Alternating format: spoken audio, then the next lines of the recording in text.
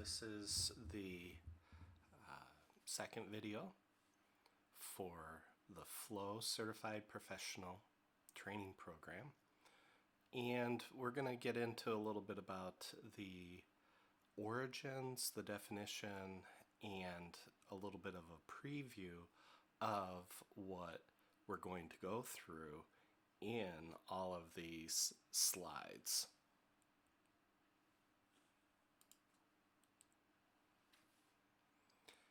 I've set up the videos with a leadership takeaway here right at the beginning. And as I mentioned, we're going to go through flow origins. In our books, we actually go through a couple different definitions, actually in our book Flow. We have a longer definition in chapter 1, and then a little bit more concise definition in chapter 9. And we're going to talk a little bit about mindset, tool set, and what we mean by methodology agnostic. As I mentioned in the first video, the spark for flow was what Ted used to call the model. Okay, and I put it in quotes. And he came upon that one already in 1972, so he was really young when he ran into this one. And the 4R model is something that I ran into about 10, 11 years later. And originally it just had the first 3 R's. And so I actually found my notes all the way back from 1999 that show that the original 4D model, as we've put it into the flow framework here, the flow leadership framework. And the 4R model is actually a mirror image of the 4D model, except that it's at the individual level and the 4D model is for the team level. And the VSPT that we include in this is originally from the early 90s. And one of the things that Ted had forgotten was that Newt Gingrich had used this successfully to engineer the Republican takeover of the House and Senate 2 years after Bill Clinton took control, and it was called the Republican Revolution. And originally VSPT was Vision, Strategy, Projects, and Tactics. That was from West Point Military Academy. Later we updated it to Vision, Strategy, People, and Tasks, and we're going to get into that a little bit later in one of the videos in the future here. Around 2013, 2014, we switched to using the phrase flow for the what we now call the Flow Leadership Framework. It's gone by a lot of names. It was called the Unified Vision Framework before that, and before that it was called the VSPT model, and even before that it was called the Simply Wow model. So beloved children have many names, is what they say in Swedish. And the first group of Flow certified professionals was trained in Stockholm, Sweden in the spring of 2014. So don't get confused by other consultancies or other organizations that are out there saying we're the original. Sorry, our book beat their book to the market by 1 or 2 months. Great minds think alike. And the reality is that none of us came up with this. It was actually Dr. Mihai Csikszentmihalyi in Chicago at one of the universities there that actually published the first book on flow already in 1972. And that was on individual flow and stepping into individual flow, and If you're working with teams, which is where we first heard about it, it's how to get the whole team, both as individuals and team members, to step into and enter into and sustain a state of flow. So flow has been around for a while. It spans almost 5 decades. We're just a couple years out from that actually being 5 decades. I've been working with flow since '83, so that's 37 years. But it really came together 25 years ago when Ted, Dan, and I, along with a whole bunch of other people, worked on a project at Steelcase that was just incredibly, phenomenally successful. And it was from that that we distilled what we now call the Flow Leadership Framework.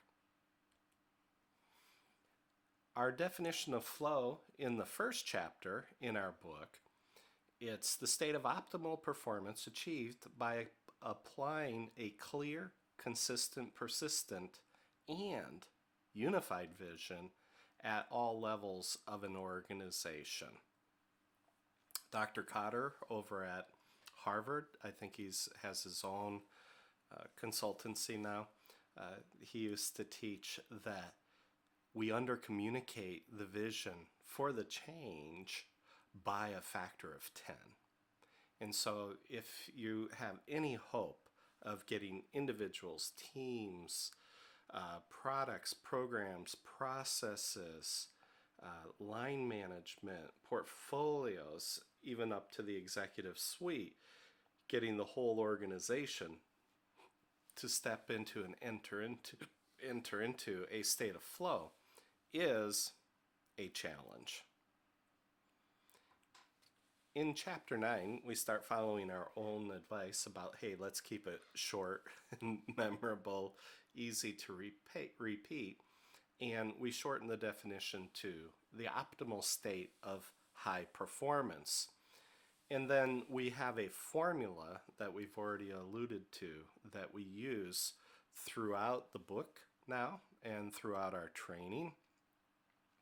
Flow enables you to achieve and sustain higher levels of performance as an individual, as a team, and as an organization.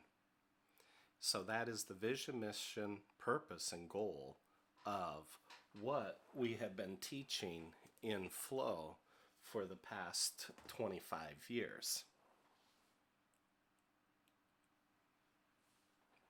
I just want to briefly touch on that flow is more than just a tool set or a bunch of frameworks or models that you can use. It's a mindset.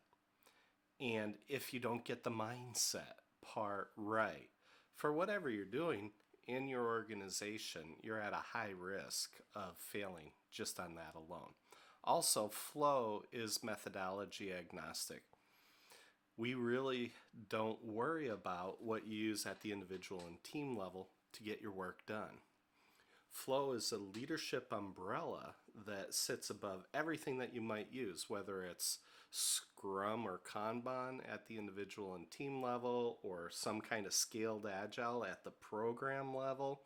Flow is the leadership framework that's the glue that holds all of this together.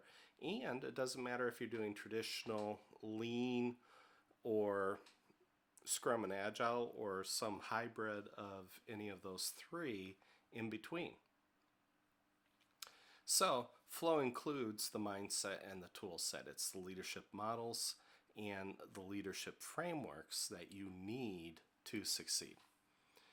It's really easy to integrate flow with whatever else you're using, because you might already be using Agile, Scrum, change management. You might be using traditional waterfall. You might be trying to do Agile PMOs. You might be trying to do SAFe. You might be trying to do Agile portfolio management. All of this is relatively simple. Simple is just not easy. And so it's really important to understand that right up front. And so in this next slide, you're going to get a taste for how complex this becomes. And I'm going to move myself over here just briefly so that you can see all of these. And there's, in flow, we now have the flow formula up here. Vision plus right people plus the 4D model equals flow or success. And the first square actually is sitting over here in the flow box. So number 1 starts over here, and then it goes sequentially 2 through 18 for the rest of the boxes. But what I want to just briefly point out here is that for vision, that's 9 of the 18 squares. That's half of everything that we're doing. Right people includes the 4R model and the roles, and then the 4D model, of course, is included. And then there's a whole bunch of things that we have to do to get the flow, and it includes a bunch of change management, measuring, and helping all the teams come up to speed in flow. So the entire slide decks that you're going to go through now are basically set up so that you can go through each of these. In this slide deck, we more or less go through this sequentially, and you'll see that as we move along. But remember, the first square over here, which is included in flow, which is the base, what we call the 4 box or the 4 lenses. That includes individual, team, product, and organization. And as you move through these 4 boxes, you move through them in a U pattern. And the U, which my brother Dan came up with here for this image, means unified vision, because we always put, as you'll see, vision in the center of almost everything that we do. And so you need to have that unified vision in order to succeed.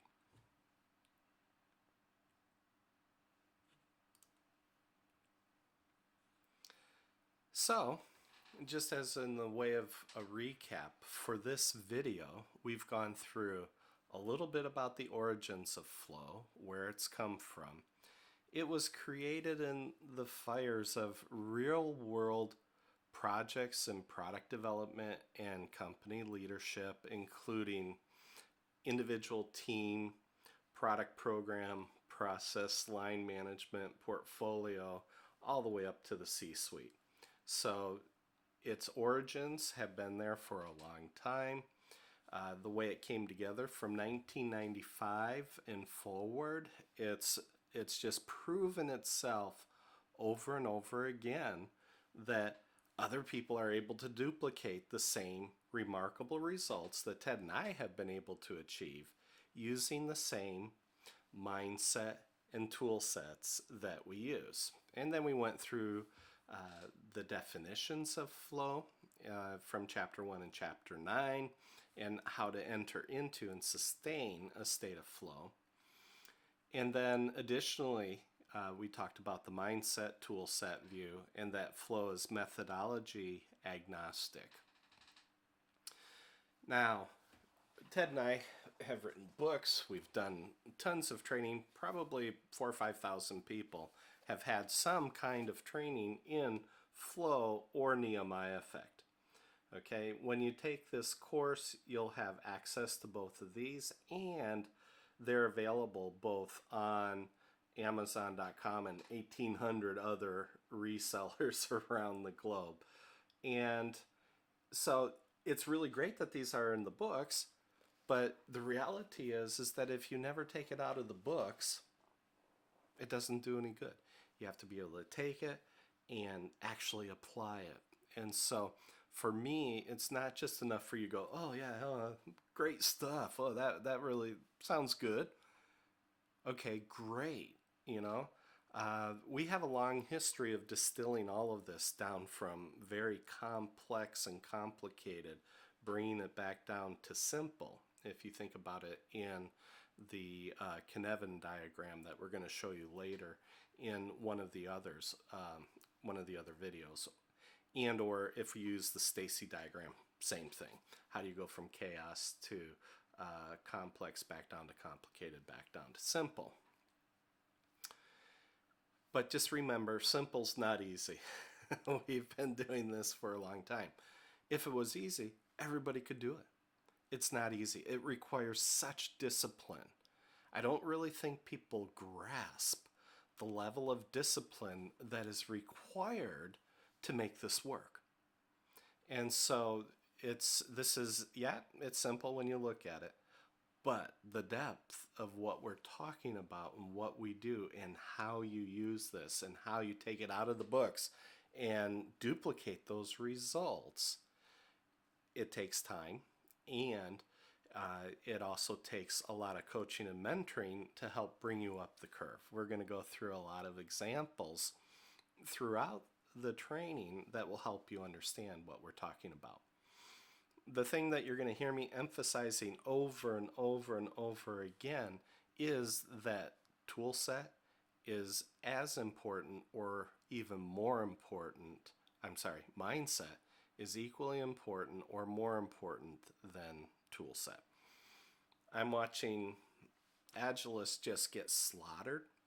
Breaks my heart when I watch that happen because it's unnecessary. And organizations, they'll talk about, oh yeah, we want to be agile, or we want to be agile, and they're not getting there. And so if they're not going to get the mindset, then we have to go through, depending on which level you're working, there's a whole army and arsenal of ways to apply flow in order to help you succeed, despite people just using the buzzwords. I don't like it when people use the buzzwords, but the words are still important. Those concepts are still important. And yeah, you'll be going, it's just, BS bingo with the latest terminology and buzzwords. But the reality is that the words are important and the definitions are extremely important. And so, we can probably look at tempering how we use the terminology and words. But to get the concepts across and get people moving the right direction, you all have to be able to communicate. And whatever you use to lead your team, because we're talking about leadership here, we're not just talking about management, and we're going to get into separating theory X from theory Y as we move forward. But theory X is getting the hard work done. Theory Y is working with the people and creating the trust and the respect and the psychological safety to help people excel at doing the hard work. So this is the end of video 2. By the way, I have a little note there. If you've just signed up for FCP, I just want to let you know there's also FCP Plus, and we have a couple sessions during the time that you're taking the live course. We have sessions with the experts, because I don't do flow by myself. There's a small army, a growing army of people out there that are learning how to apply flow. And so what we felt was really important is for the participants to be able to get to meet experts, and they can answer your questions, they can share their experiences, and it just adds an incredible amount of additional value to the basic FCP. For those that actually signed up via the website for FCP and you want to upgrade to FCP Plus, since you get to go through the course free before you have to pay, just let me know and I'll add you to the list for the FCP Plus. Thanks. That's the end of video 2.